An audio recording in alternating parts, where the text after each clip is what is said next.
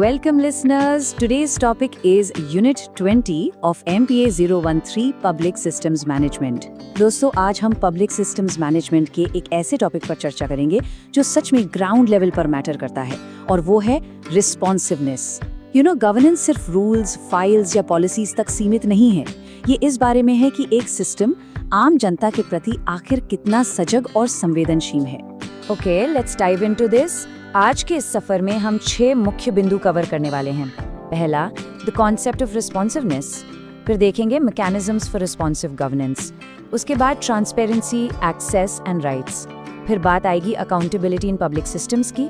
उसके बाद public private partnerships और आखिर में द फ्यूचर ऑफ गवर्नेंस। हम बेसिकली पुराने ब्यूरोक्रेटिक मॉडल से निकलकर मॉडर्न कोलैबोरेटिव गवर्नेंस तक का सफर तय करेंगे। तो चलिए शुरू करते हैं। Section 1, The concept of responsiveness from passive recipients to active partners। देखिए, पब्लिक एडमिनिस्ट्रेशन का पूरा डिसिप्लिन ना आज एक बहुत ही मैसिव शिफ्ट से गुजर रहा है। अब ध्यान सिर्फ सर्विसेज प्रोवाइड करने से आगे बढ़ चुका है। अगर हम पुराने ट्रेडिशनल एडमिनिस्ट्रेशन को देखें तो उसमें क्या होता था? सरकार बस एक प्रोवाइडर थी और नागरिक सिर्फ पैसिव रिसिपिएंट्स, मतलब जो मिल गया बस चुपचाप ले लो। लेकिन फिर आता है न्यू पब्लिक मैनेजमेंट यानी NPM। इसने पूरा पैराडाइम ही चेंज कर दिया। इस नए मॉडल में एक कोलैबोरेटिव, पार्टिसिपेटिव अप्रोच है। अब सिटीजन्स पैसिव नहीं बल्कि एक्टिव क्लाइंट्स और पार्टनर्स हैं। ये जो लगातार सिटीजन वॉइस उठ रही है ना बेहतर सर्विसेज के लिए, यही इस पूरे बदलाव की सबसे बड़ी वजह है। अब एक एकेडमिक पॉइंट ऑफ व्यू से देखते हैं कि रिस्पॉन्सिवनेस आखिर टेक्निकल टर्म्स में है क्या। गॉड्स और गवेंता की 2001 की इस डेफिनेशन पर गौर कीजिए।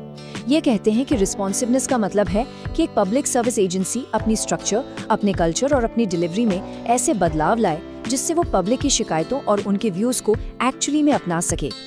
ये सच में थोड़ा मुश्किल होता है क्योंकि ट्रू रिस्पॉन्सिवनेस लाने के लिए कई बार आपको अपने ही पुराने ब्यूरोक्रेटिक कल्चर के खिलाफ जाना पड़ता है, खासकर उन सोशली एक्सक्लूडेड या पिछड़े वर्गों की आवाज शामिल करने के लिए जो आमतौर पर दब जाती है। आगे बढ़ते हैं सेक्शन 2 की तरफ, mechanisms for responsive governance putting theory into practice. तो थ्योरी तो हमने थोड़ी समझ ली, पर अब ग्राउंड रियलिटी पर आते हैं। आखिर सर्विस प्रोवाइडर्स पब्लिक की नीड्स को नापने और उनके अनुसार ढलने के लिए एक्चुअल में कौन सी स्ट्रैटेजीज अपनाते हैं? यहाँ पर एक बहुत वाइटल शिफ्ट आता है जिसे हम पार्टिसिपेटरी मॉनिटरिंग एंड इवैल्यूएशन या PME कहते हैं। नॉर्मली क्या होता है, बाहरी एक्सपर्ट्स आते हैं और इवैल्यूएशन करते हैं, राइट? पर PME बिल्कुल अलग है। यहाँ लोकल लोगों को, एजेंसीज को और पॉलिसी मेकर्स को एक साथ लाया जाता है। वो सब मिलकर तय करते हैं कि प्रोग्रेस को कैसे मेजर करना है और फिर उन रिजल्ट्स पर क्या एक्शन लेना है। ये बाहरी एक्सपर्ट्स पर निर्भरता खत्म करके एक इंक्लूसिव और कम्युनिटी लेवल असेसमेंट को बढ़ावा देता है। So the crucial point is, responsiveness लाने के 4 मेन मैकेनिज्म्स होते हैं। पहला है सिटीजन मॉनिटरिंग और उनके साथ डायरेक्ट कंसल्टेशंस करना। दूसरा है स्टैंडर्ड सेट करना, जैसे कि सिटीजन्स चार्टर्स बनाना। तीसरा, ब्यूरोक्रेट्स को उनकी परफॉर्मेंस के बेसिस पर क्लियर इंसेंटिव्स देना। और चौथा और सबसे अहम, पूरे ऑर्गेनाइजेशन के कल्चर और ईथोस को प्रॉपर ट्रेनिंग के जरिए बदलना। चलिए इन्हें कुछ रियल वर्ल्ड केस स्टडीज से और क्लियर करते हैं। For instance, UK women's unit का 1998 का ये केस लीजिए।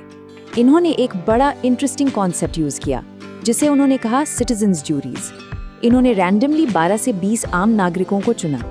इन नागरिकों ने 3 से 5 दिन तक एक्सपर्ट्स की बातें सुनी, एविडेंस देखे और फिर उनके डायरेक्ट कॉन्ट्रीब्यूशंस ने नेशनल चाइल्ड केयर स्ट्रेटजी को शेप किया। ये डायरेक्ट कंसल्टेशन और सिटीजन मॉनिटरिंग का एक बेहद टेंजिबल और इफेक्टिव एग्जाम्पल है। Let's move to and see how this builds. Bengaluru का स्वाभिमाना प्लेटफॉर्म जो 1995 में शुरू हुआ था, ये बेसिकली एक ऐसा बेहतरीन मंच है जहां लोकल गवर्नमेंट, NGOs और कॉर्पोरेट ग्रुप्स सब आम जनता के साथ डायरेक्ट इंटरैक्ट करते हैं, एक कम्युनिटी ब्रिज की तरह। ये केस स्टडी परफेक्टली डेमोन्स्ट्रेट करती है कि सिविल सोसाइटी कैसे अपने लिए एक स्पेस कार्व आउट करती है ताकि उनकी आवाज प्रॉपर तरीके से सुनी जा सके। अब आते हैं सेक्शन 3 पर, transparency, access and rights, empowering the citizen voice. यहाँ हम देखने वाले हैं कि इस एवोल्यूशन का अगला स्टेप क्या है। कैसे ट्रांसपेरेंसी और बिल्कुल नए कानूनी अधिकार इन बड़े और बंद ब्यूरोक्रेटिक स्ट्रक्चर्स को मजबूर करते हैं आम जनता के लिए एक्सेसिबल बनने को। ट्रांसपेरेंसी को ग्राउंड पर लाने का एक बहुत ही प्रैक्टिकल एग्जाम्पल है कोलकाता म्यूनिसिपल कॉर्पोरेशन का वन स्टॉप शॉप मॉडल। देखिए, यहाँ सर्टिफिकेट्स के लिए एक सिंगल विंडो ऑपरेशन चलता है और सबसे अच्छी बात, सारे चार्जेस विजिबली डिस्प्ले किए गए हैं। इन क्लियर प्राइसिंग और फिजिकल एक्सेस पॉइंट्स की वजह से न सिर्फ प्रोसीजर्स ट्रांसपेरेंट हो गए, बल्कि करप्शन की गुंजाइश भी ऑलमोस्ट खत्म हो गई। एंड दिस ब्रिलियंटली इलस्ट्रेट्स कि एक स्टैट्यूटरी राइट यानी कानूनी अधिकार में आखिर कितनी ताकत होती है। हम बात कर रहे हैं महाराष्ट्र एम्प्लॉयमेंट गारंटी स्कीम की। यहाँ 15 दिन का कानूनी नियम है। अगर स्टेट 15 दिन के अंदर गारंटी के मुताबिक काम देने में फेल होती है तो उन्हें अनएम्प्लॉयड लोगों को बेरोजगारी भत्ता पे करना ही पड़ता है। ये सीधा सीधा सरकार को अकाउंटेबल बनाता है।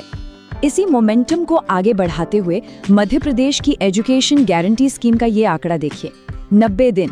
अगर कोई कम्युनिटी फॉर्मल मांग करती है कि उनके इलाके में स्कूल नहीं है, तो सरकार स्ट्रिक्टली बाउंड है कि उन्हें 90 दिन के अंदर वहां एक प्राइमरी स्कूल शुरू करना पड़ेगा।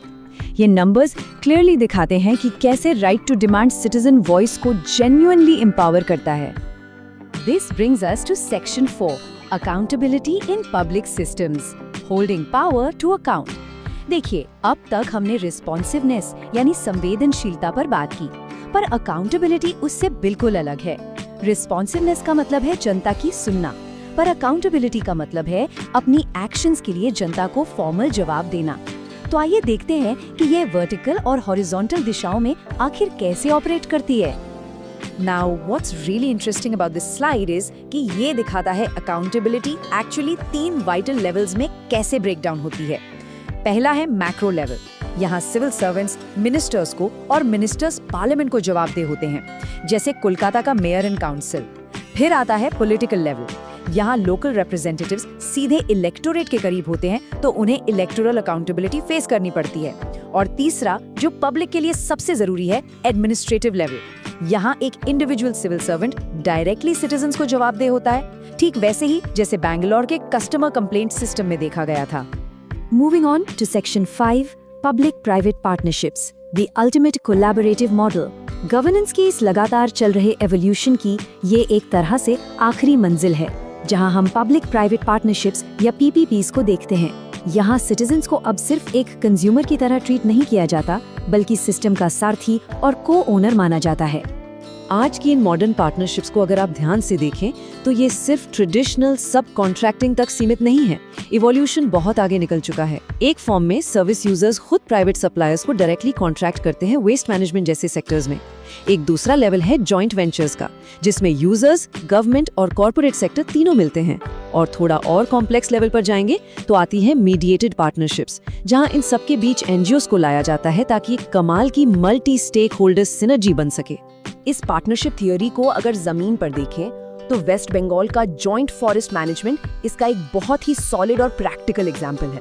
यहाँ लोकल रेजिडेंट्स और फॉरेस्ट ऑफिशियल्स की एक टीम होती है। लोग जंगल को रीजनरेट और प्रोटेक्ट करने की जिम्मेदारी उठाते हैं और इसके बदले में उन्हें नेट टिम्बर इनकम का 25% और फॉरेस्ट प्रोड्यूस पर डायरेक्ट अधिकार मिलता है। ये एक ऐसी सच्ची पार्टनरशिप है जहाँ जिम्मेदारी और मुनाफा दोनों हाफ शेयर होते हैं। एक और शानदार इनोवेशन है कोलकाता की अर्बन सिनर्जी। एक मॉडल में एक प्राइवेट फर्म शहर के कचरे को फर्टिलाइजर में कन्वर्ट करती है और उल्टा कॉर्पोरेशन को पे करती है। वहीं दूसरी तरफ बंगाल अंबुजा जैसी पार्टनरशिप अपने हाई इनकम प्रोजेक्ट से प्रॉफिट बनाकर उसे लोअर इनकम हाउसिंग को सब्सिडाइज करने के लिए यूज करती है। ये स्पेसिफिक केसेस इम्पार्शियली दिखाते हैं कि प्रैक्टिकल अर्बन प्रॉब्लम सॉल्विंग क्या होती है और एक जेन्युइन कोलैबोरेशन कल्चर कैसे क्रिएट किया जाता है। एंड फाइनली हम आते हैं सेक्शन 6 पर, the future of governance, concluding thoughts on civil society. इस पूरे सेशन के इस आखिरी दौर में आते हुए एक पॉइंट जो कम्प्लीटली क्लियर हो जाता है वो ये कि किसी भी सरकार की रिस्पॉन्सिवनेस हवा में अपने आप पैदा नहीं होती। ये बेसिकली इस बात पर निर्भर करती है कि वहाँ की सिविल सोसाइटी कितनी एक्टिव है और उसके पास कितनी सोशल, कल्चरल और पॉलिटिकल ताकत है। इसलिए आज की इस चर्चा को हम इस बेहद प्रोफाउंड और विचार उत्तेजक सवाल के साथ छोड़ते हैं। क्या एक रिस्पॉन्सिव सरकार पहली आती है जो एक एक्टिव सोसाइटी का निर्माण करती है, या फिर एक एक्टिव सोसाइटी सरकार पर इतना दबाव बनाती है कि उसे रिस्पॉन्सिव होने पर मजबूर होना ही पड़ता है? Thank you for watching. Next unit will be discussed in next video. If you like to attend the quiz, see the description, quizzes. Please do like, subscribe and share.